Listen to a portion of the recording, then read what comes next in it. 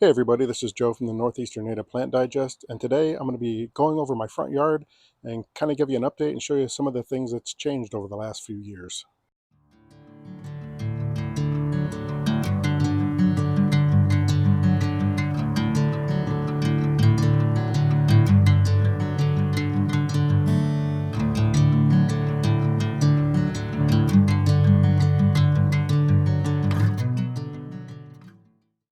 Hey everybody, welcome back to my channel.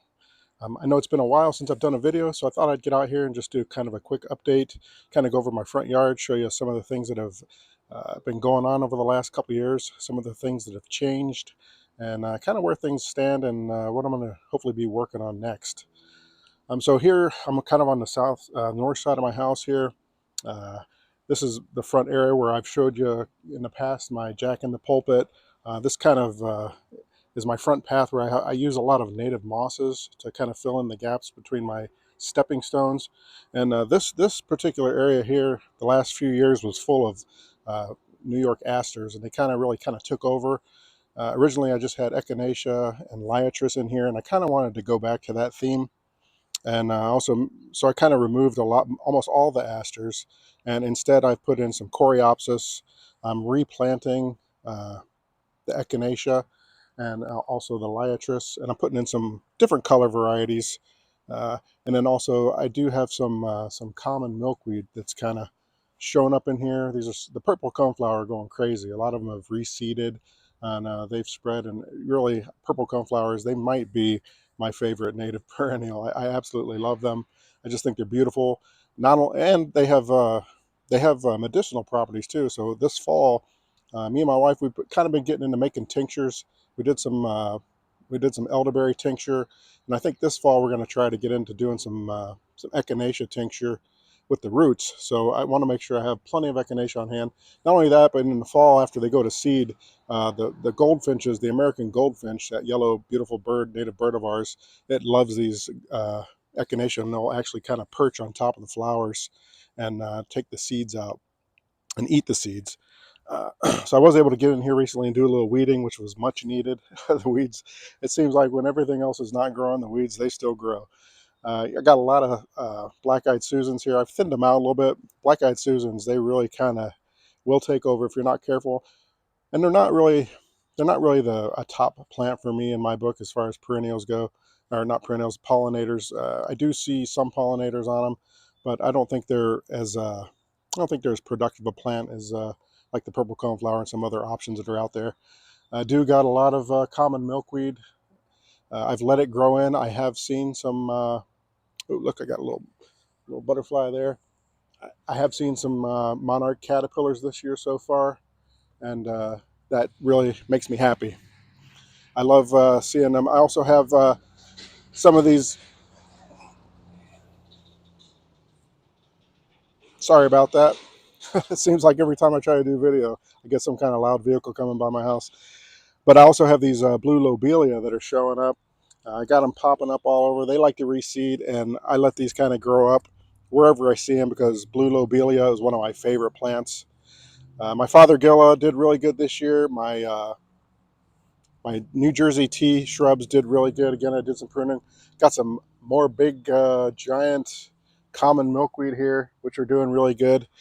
This arch here is really excited this year. So tons of, as you can see, tons of black-eyed Susans and purple coneflower. But I planted a couple vines here last year. You probably can't see it very good. These are American bittersweet. So these vines, they're dioecious. There's male and female flowers on separate vines. So I planted a male and two females on this side, and I think the rabbits ate the females. But it's starting to take off. But on this side, I'm going to try and show you here. This female American bittersweet, this is the first year that I've gotten berries on it. And these berries in the fall are going to turn a really beautiful yellow. Um, you got to be careful. There's a Chinese bittersweet that's out there. It's very invasive. You want to stay away from that. If you do ever decide that you want to plant American bittersweet, you want to make sure you get it from a reputable dealer and make sure it's the pure American species. Got some creeping Charlie down here. And then I got my ironweed here coming in. It's just now starting to bloom. I got a lot of this coming in. I love these plants. They're really tall, very strong flower. They're in the aster family. This is another uh, big magnet for pollinators. And then over here, I don't know if I probably didn't show you this before, but in this tree here, a couple years ago, I had a nest of honeybees moved in. So the honeybees have been in here for uh, maybe 2.5, 3 years now. They actually swarmed last year, and I almost wasn't even sure that they'd made it through the winter. They didn't get a start until almost June. I didn't see any activity in here until almost June, so it really made me happy to see them. I got more over here, more echinacea. Golly, man, so much car traffic today. We never have this many cars up and down the road. So tons of echinacea. Also got butterfly weed going on in here. More coreopsis.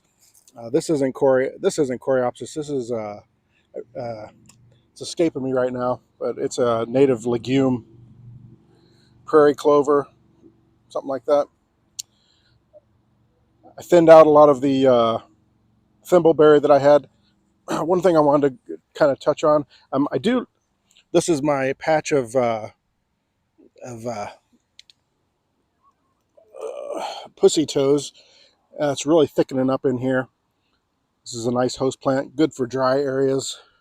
Looks like I have a. This is my little blue stem. Looks like I have some baby little blue stems here. I'll let these grow up, and then I can transplant them later. I am letting some red clover grow in here. Now, red clover is not a native, but it is a red clover is not a native, but it is a kind of a good plant. It has some good qualities. Bees like it. It actually puts nitrogen back into the soil, and I get a lot of rabbits in my yard, which I don't mind. I like the rabbits, and they actually, you can see where they've been eating on this red clover. So it does have some beneficial qualities to it, and I don't mind it. I actually like the way it looks. You know, I kind of this year I'm kind of planting a few non-natives. I planted a peony here. I'm going to see how they do. And over on this side, where I was, this is this area that I was working on my winterberry. I was going to flank the driveway with winterberry, and I did a video on that several years ago. I'll put the link in the description. Here's my Cornus Florida, pink dogwood, really getting big. More echinacea, and then I planted this. I forget if this is Diablo or Summer Wine. One of these. It's a 9-bark species, but I really love the way the purple off the echinacea plays off that, and I think it really looks good with the red bud as a backdrop, or not the red bud, the flowering dogwood as a backdrop. I like uh, I like 9-bark a lot. I do have some of the straight species in the back. I noticed last year and this year that it's some of them I've seen, not just me, but other people that I know, they've been having some, I don't know if it's powdery mildew, but they've been having some problems with their 9-bark. If you've had some problems with your 9-bark, put it in the comments. I'd like to see what you, if you know what it is or how to help it. I cut mine back last year in the back. It was really heavily infested. And then I got my ground covers, my green and gold. I did plant some. I did plant some lavender in here, which is another non-native, but I like it. It's got some good qualities. For one thing, it smells great. It's a good general pollinator plant. You know, it's not gonna be a host plant for anything because it's not native, but it can take some dry areas. It likes dry, rocky areas. Really, it's from the Mediterranean, but it's very beautiful. I've always loved lavender. And then here's my male winterberry. I got my native flame azaleas here, flanking these steps. I think the deer got to them a little bit last year. They had each had like one bloom on them, but over time, I think they'll fill in here nice, get some nice orange. I love the orange flowers of flame azaleas. Got some more lavender, and then now we're getting into all my female berries. I've got so many berries this year coming, and really happy. I think these plants are finally starting to get established. And I'm telling you, last year in the winter, as these things were ripe, I had so many bluebirds coming in and robins. They were eating these things all the time. In fact, the robins were here almost all winter. You know, I know they're not a true migratory bird, but they seem to stay here. They hang out here all year, and they live off these berries for as long as they last. And the bluebirds come in every morning around 10. I'll get like 12 or so bluebirds, and you know, it's one of those things that makes me happy. Some more there. And one of the things that I did, in addition to the lavender, is that I started mixing in some. So I had some extra snowberry shrubs coming in, so I got snowberries mixed in, and these things are going to fill in. You can see the flowers here. I've done a video on these in the past. These are great hummingbird. They're also the clearwing moth host plant. I've actually found caterpillars on some of the larger shrubs that I got. So what these are going to do when they fill in, they're all going to kind of ripen up in the fall, and I'm going to have a mixture of white and red berries kind of going all the way down my driveway. Coreopsis. One new addition that I haven't talked about is this. Here comes another truck. Oh boy. Now, if I was out here just walking around my yard without doing a video, I probably wouldn't have had one car go down this road. But I planted this native crabapple. I got 3 of them I planted here.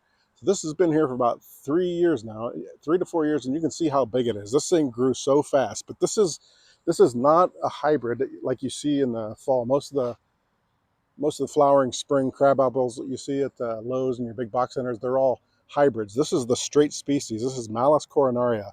This is native to Ohio. It's also the host plant of several different butterflies, including the red-spotted purple. And this year, actually in the spring when this was flowering, I actually came out here and I spotted a red-spotted caterpillar, no pun intended.